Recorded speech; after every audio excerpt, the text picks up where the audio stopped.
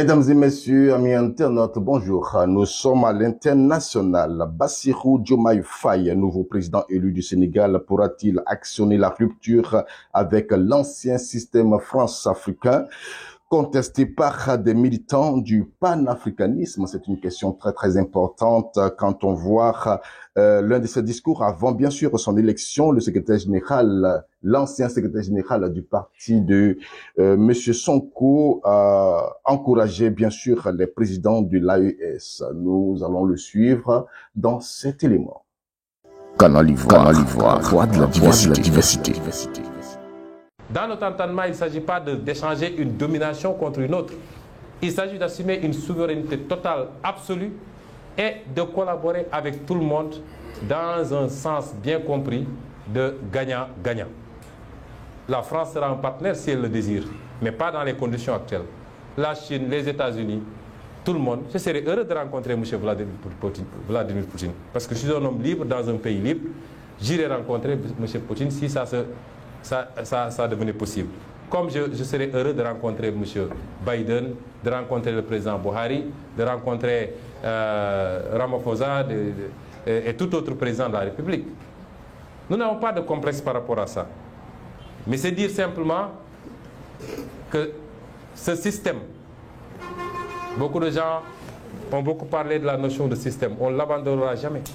Parce qu'un système, simplement, la définition la plus simple, c'est l'interaction d'un certain nombre d'éléments par rapport à des objectifs et par rapport à des intérêts. Et le système dont je parle ne s'est jamais senti autant menacé, n'a jamais senti la rupture aussi proche. Et parce que ailleurs en Afrique francophone, et je me permets de féliciter nos frères maliens, de leur dire qu'ils font notre fierté, de les encourager à rester dans ce siège, d'encourager le président Assimi Goïta, parce qu'il n'a pas perdu la face. C'est ceux qui voulaient l'humilier qui aujourd'hui sont obligés d'aller à Bamako manger du fognon. Donc il n'a pas à rougir.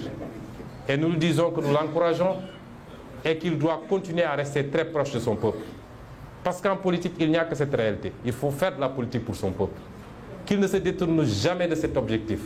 Qu'il ne se laisse jamais embrigader dans des discours politiciens où on va lui dire que c'est toi qui es là, tu es le tout-puissant, qu'il reste collé aux intérêts de son peuple.